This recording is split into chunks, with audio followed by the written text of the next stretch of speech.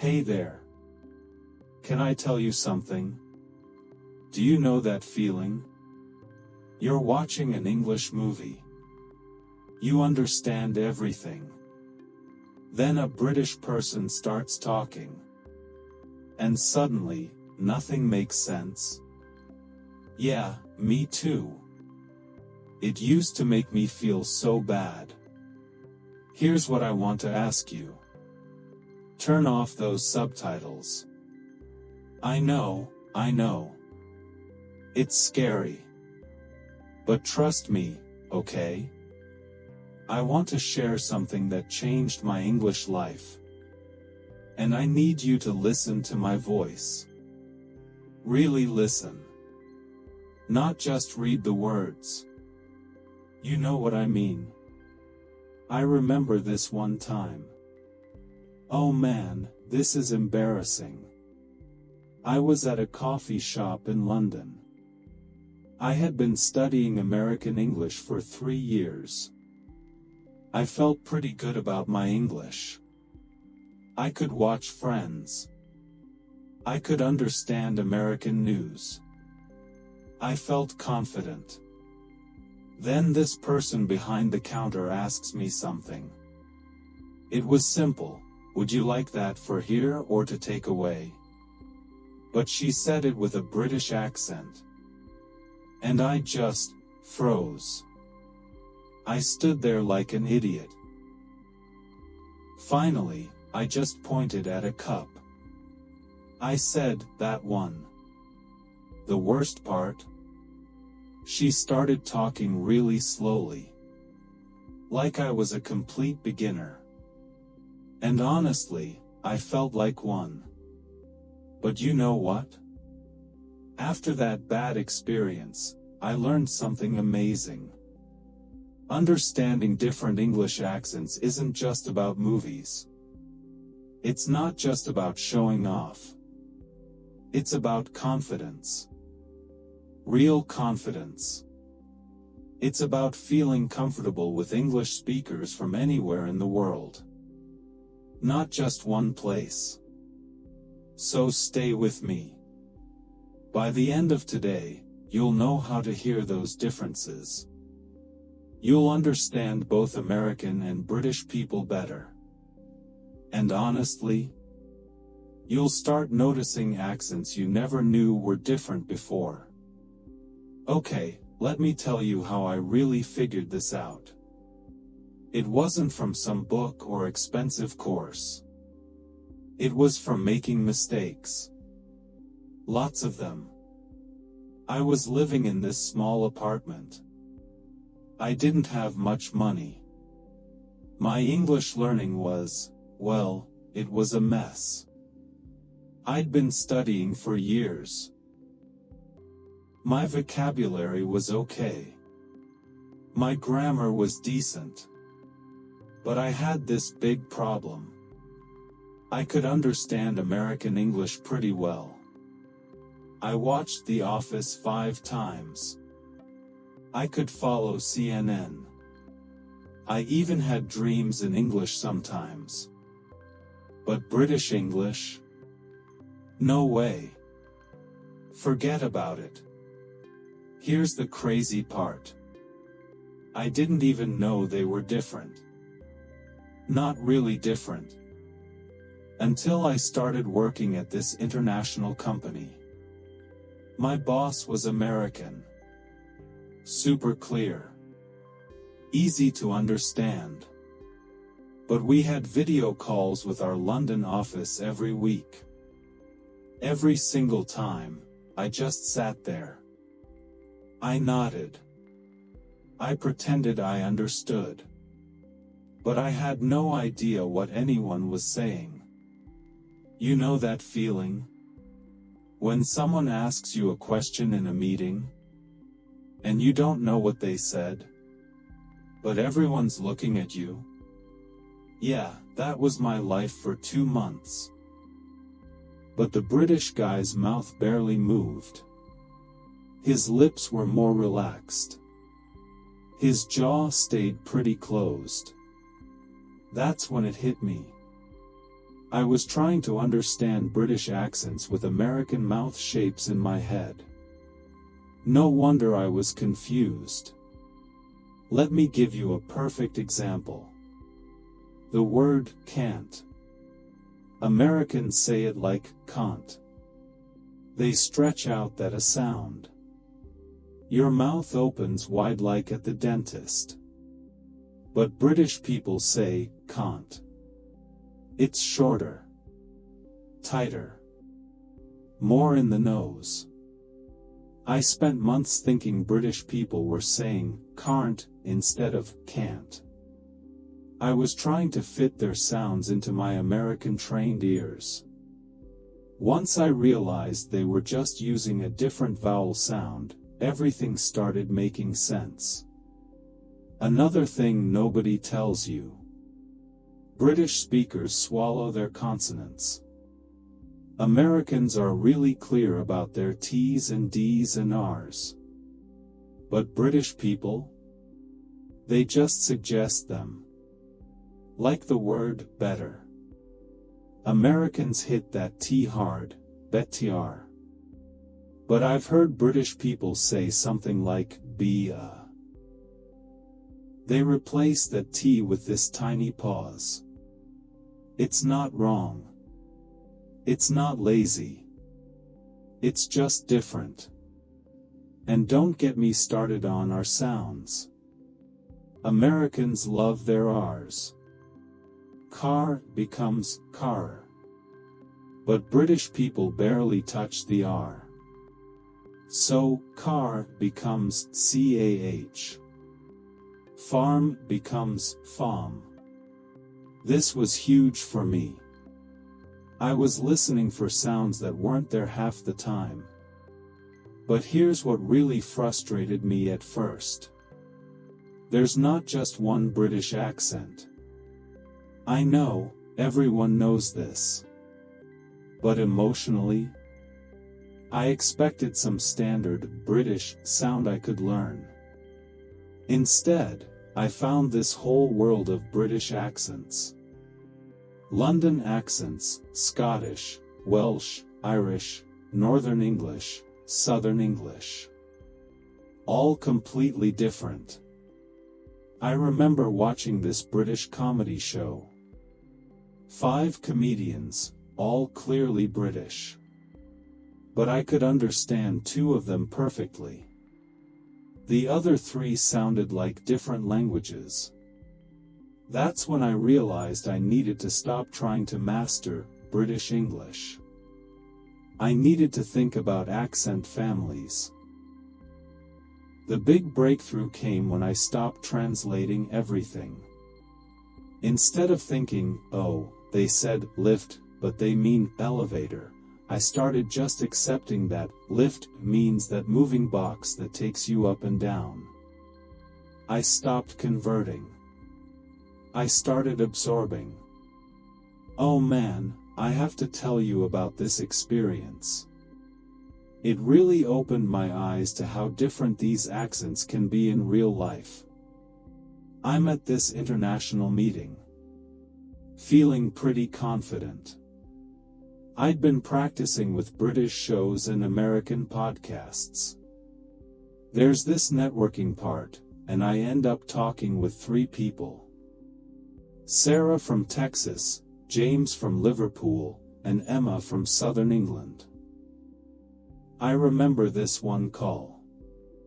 I'm still embarrassed about it. This nice woman from Manchester was explaining a project. She said something like, we'll need to get this sorted by 9:30, yeah? In my head, I thought she said something about 1:30 wine. I spent the whole meeting trying to understand. What did wine have to do with our work project? After that call, I sat in my kitchen. I was so frustrated. Why was this so hard? I had put in so much work. So many hours. But I still felt like I was missing half of what people said. Then something clicked. I realized something important. I was treating English like it was just one thing. One way to speak. But really, it's like music. You know jazz music? There's the basic song that everyone knows. But each musician plays it differently. They add their own style. Their own feeling. That's exactly what English accents are like. So I made a decision. Instead of avoiding British content because it was too hard, I was going to listen to everything. Not to become British, but to train my ears to hear all the different ways people speak English. Honestly, it was the best decision I ever made for my English. Because when you start really listening, I mean really listening, something magical happens. Your brain stops trying to force everything into one box. It starts enjoying all the different ways people can say the same thing. That's when I stopped feeling stupid in meetings. That's when I started actually enjoying British movies. That's when I realized something big. Understanding different accents wasn't just about hearing better. It was about connecting better. Alright, here's where I made some really stupid mistakes. You can totally avoid these. My first big mistake? I thought British and American English were just different words. You know, elevator versus lift. Apartment versus flat. I spent weeks learning these word lists. I thought that was the secret. Spoiler alert, it wasn't. The real differences are much deeper. And way more interesting. Let me break this down. I wish someone had told me this back then. First, there's rhythm. I had no idea what this meant. American English has this bouncy rhythm. It goes like da-da-da-da. Really clear stressed parts. When Americans say information, it sounds like information. That MA part is really strong. But British English? It's smoother. It flows more. They say information too. But the whole word rolls together. It took me forever to notice this. I was focusing on single words, not the music of the language. Here's something that blew my mind. Americans and British people don't just say words differently. They use completely different mouth shapes. I know this sounds weird. But listen to me. I was watching this interview once. One American actor, one British actor. I started watching their mouths instead of listening to their words. The American guy's mouth made big movements. His jaw dropped way down. His lips stretched wide. Sarah starts talking about her project. I'm following perfectly. Clear American accent, familiar rhythm. I'm nodding like I totally belong there. Then James jumps in. Honestly, I caught maybe every third word. His Liverpool accent was so thick. He spoke so fast. I just stood there smiling and hoping I looked smart. But here's the crazy part. Emma, who's British too, turns to James. She says, "Sorry, could you say that again? I didn't catch all of that." I'm thinking, thank God.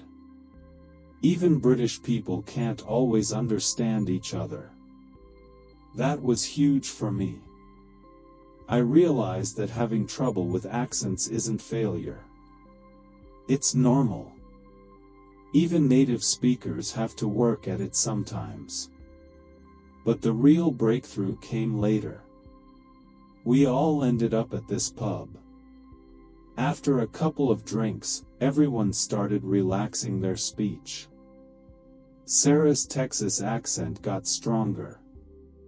James's Liverpool accent got thicker. Emma started dropping her T's everywhere. And you know what happened? I started understanding them better, not worse. Sounds crazy, right? But when they stopped trying to speak properly and just spoke naturally, their accents became more consistent, more predictable. It was like they each found their natural rhythm. Once I stopped fighting it and just rode along with each person's melody, I could follow them much easier. That's when I learned this important lesson.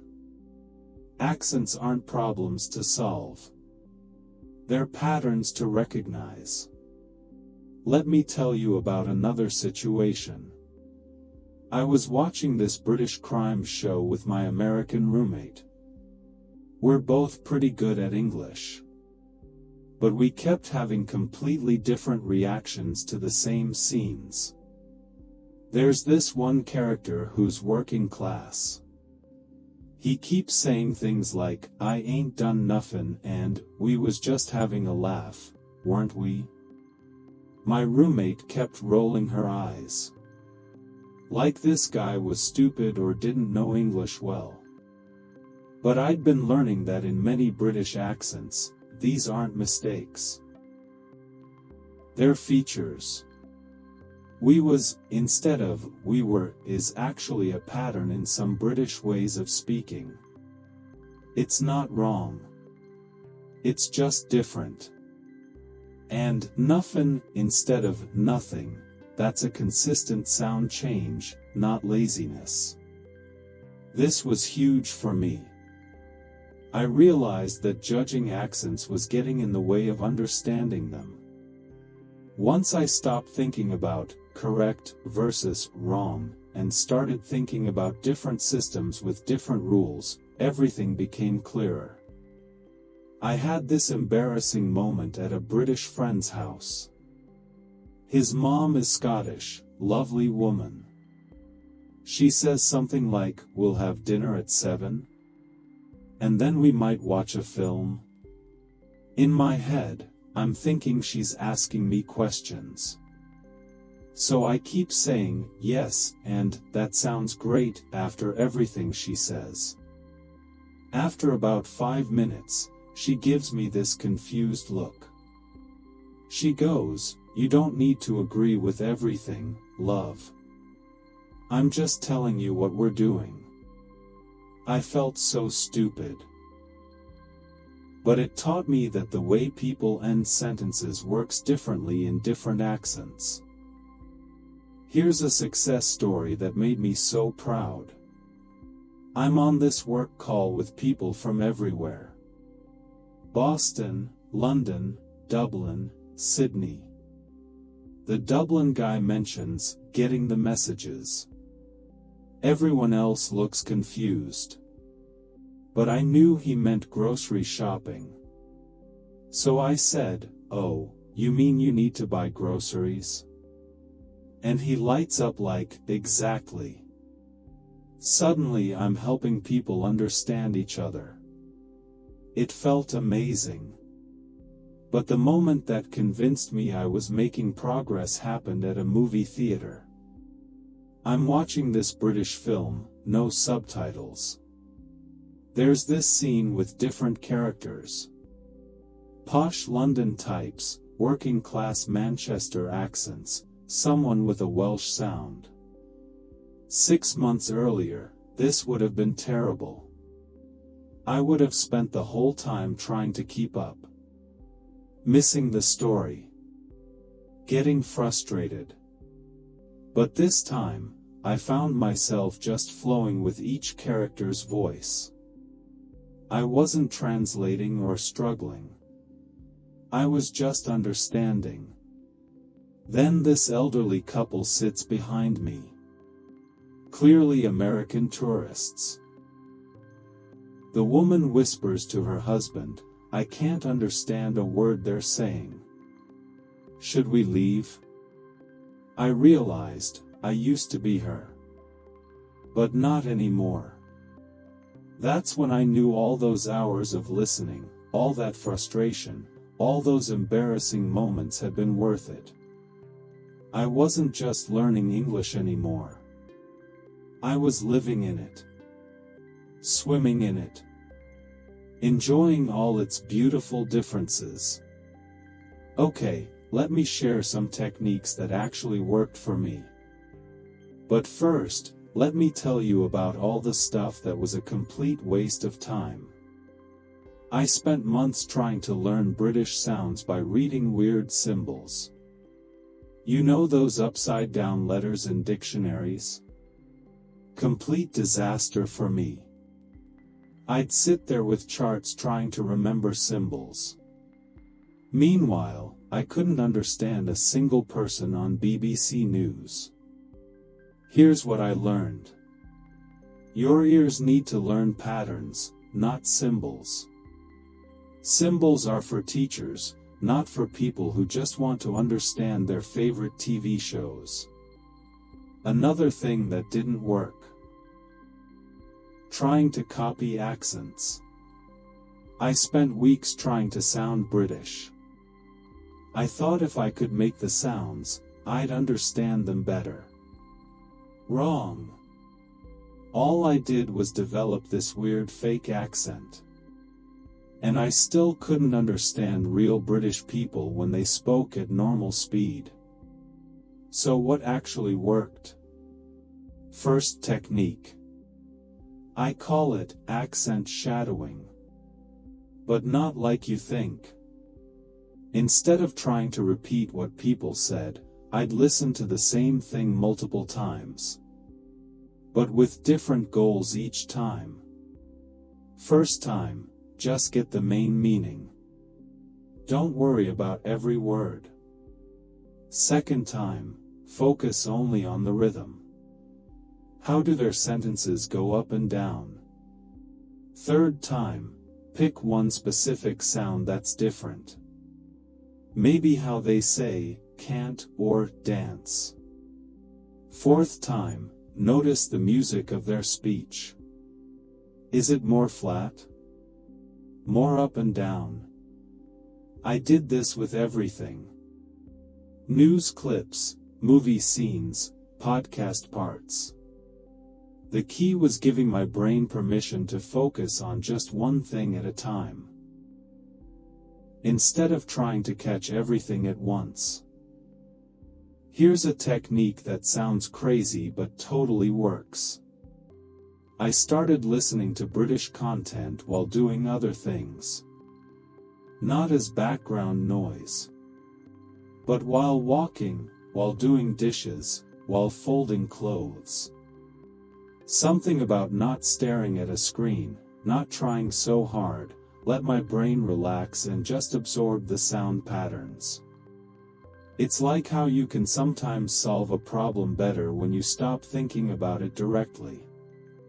One of my best discoveries was finding British and American people talking about the same topics. I'd watch American news about some event.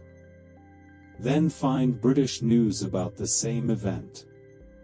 Same information, completely different delivery.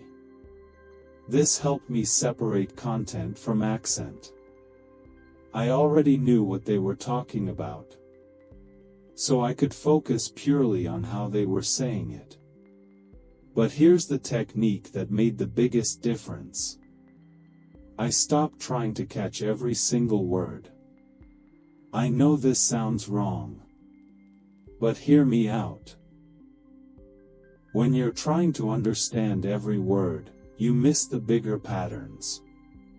It's like trying to enjoy a song by thinking about every individual note instead of listening to the melody. I started doing what I called general listening. I'd listen to British speakers and ask myself, What's the overall mood? Are they happy, sad, explaining something, telling a story? What's the main point they're making? Once I could catch the emotional feeling and general meaning, the specific words started filling themselves in automatically. Another game changer. I realized that British people use different little words. Americans say, and like, and, you know. But British people say, and sort of, and quite, and actually, a lot more. These little words became my anchor points. When I heard actually or quite, I knew I was listening to a British person. And I could adjust my brain accordingly. Here's something that really helped with speed.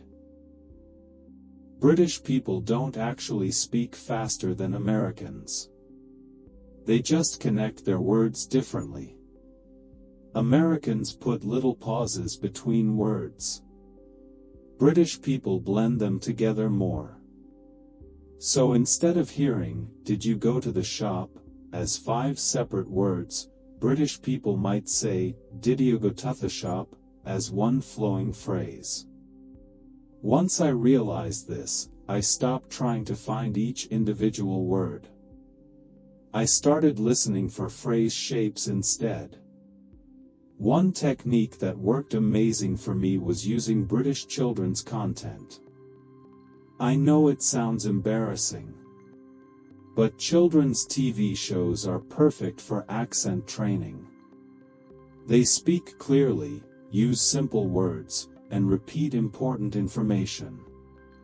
Plus, British children's shows have lots of different accents. I watched so much Peppa Pig, you guys. So much. But it worked. The biggest breakthrough technique was what I called accent switching. I'd find interviews or talk shows where American and British people were talking together. Watching them switch back and forth, responding to each other, helped me understand that they're really not that different. Just variations on the same theme. What didn't work was trying to rush. I kept thinking there should be some magic moment where everything would suddenly click. But accent understanding is more like building muscle. It happens slowly, almost without you noticing. Then one day you realize you're not struggling anymore. The key was doing it every day over being intense. 15 minutes every day beat 3-hour weekend sessions every time. You know what? We've talked about a lot today. And I'm sitting here thinking about how far we've both come on this crazy English learning journey. Can I be honest with you for a minute? Sometimes I look back at that person in that coffee shop in London.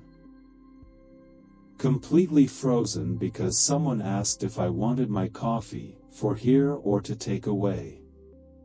I barely recognize him. Not because I'm some English expert now. Trust me, I still have moments where I'm completely lost.